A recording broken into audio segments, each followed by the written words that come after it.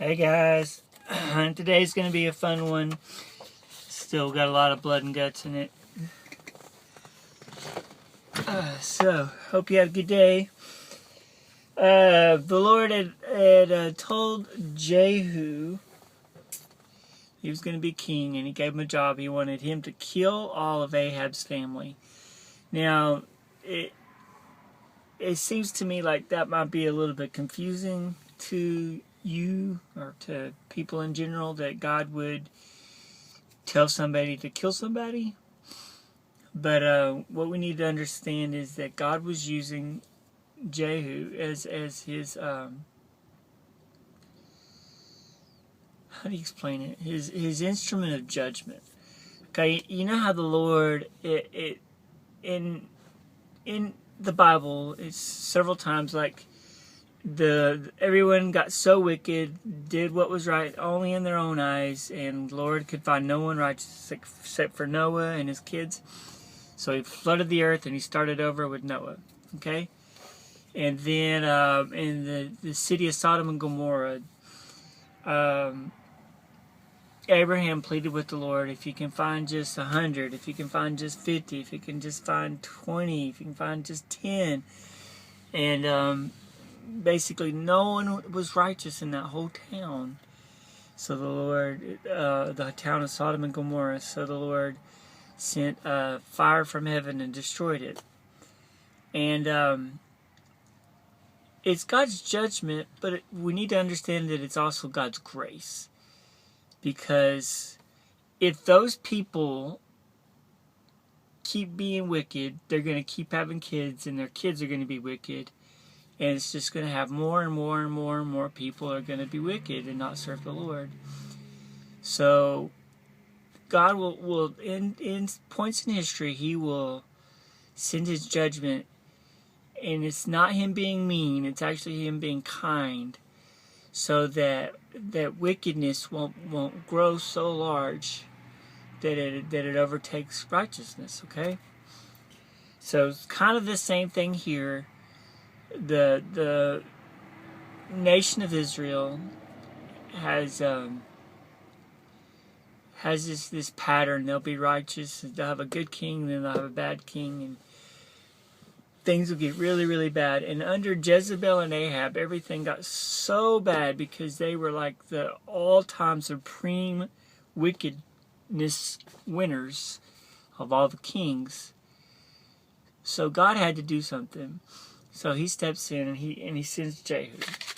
And Jehu's job was to kill all of Ahab's family, because they were the people in charge and they were being very wicked. So since they were the leaders, they were going to lead all of the people to be wicked. So Jehu's he's God's instrument of judgment to get rid of the wickedness. Okay. So last night or last time we talked before the review questions, Jehu killed the king, and he actually killed 2 kings that were wicked kings, and then he had Jezebel killed. They threw her out the window. So now he's not done yet. There's still tons of wickedness. They were just the very, very top group that was wicked.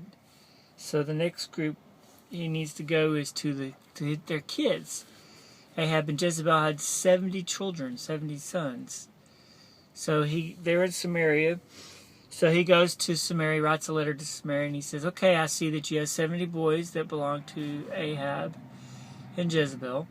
So I need you to make one of them king, because you got lots of chariots and you got all this awesome war stuff. So set one in charge, so you guys just be warned. I'm fixing to come up there and I'm going to kill all of them.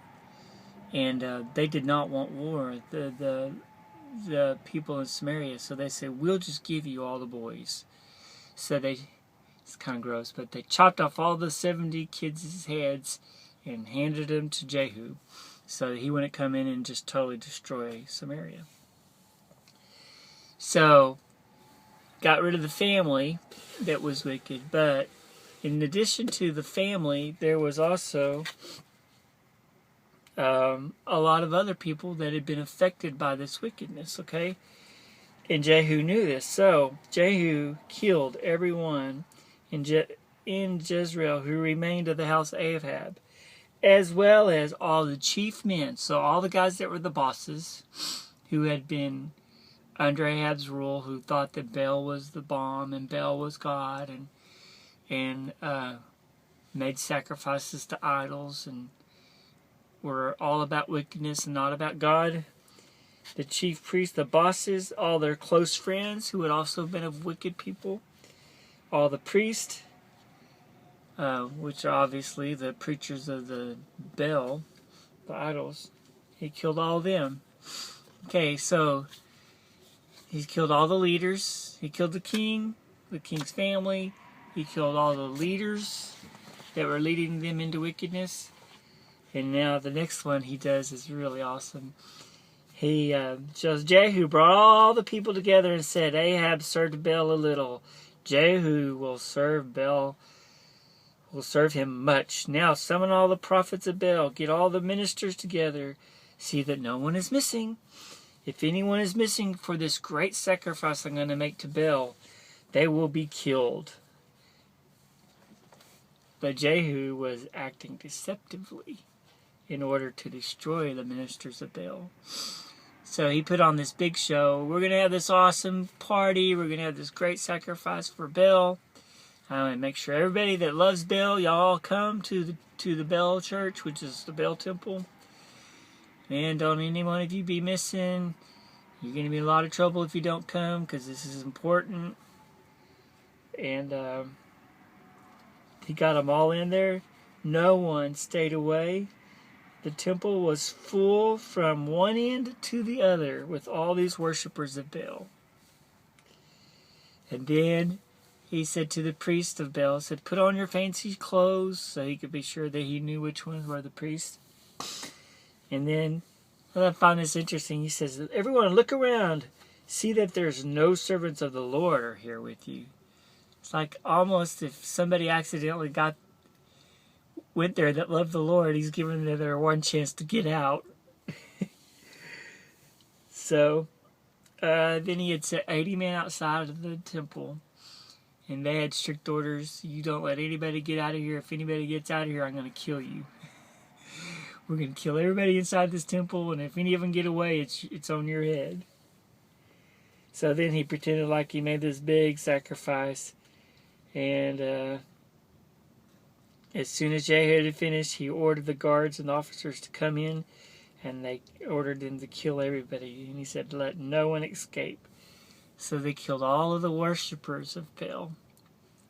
Jehu is like totally getting rid of all the wickedness. And I know it makes the Lord smile. He's cleaning the nation. He's getting the sin out. And I love what they did. They killed all of them, and they threw all their bodies out of the Baal's temple. And then they tore down. Well, actually, there was a sacred stone. It says they brought out the sacred stone. I don't know what it was. Some sort of fancy whatever. They burned it. Then they demolished the sacred. They tore down the temple. And apparently they didn't tear it down all the way, because the next thing is they said they turned it into a latrine, which is an outhouse, which is where people go and use restroom. So from that day forward, it used to be the most awesomest of awesomeness, like, oh, the greatest thing ever because we love being wicked. And he turned it into a bathroom. So it's like nobody even wants to go in there anymore. So Jehu destroyed Baal worship in Israel. Good job, Jehu. You're the man.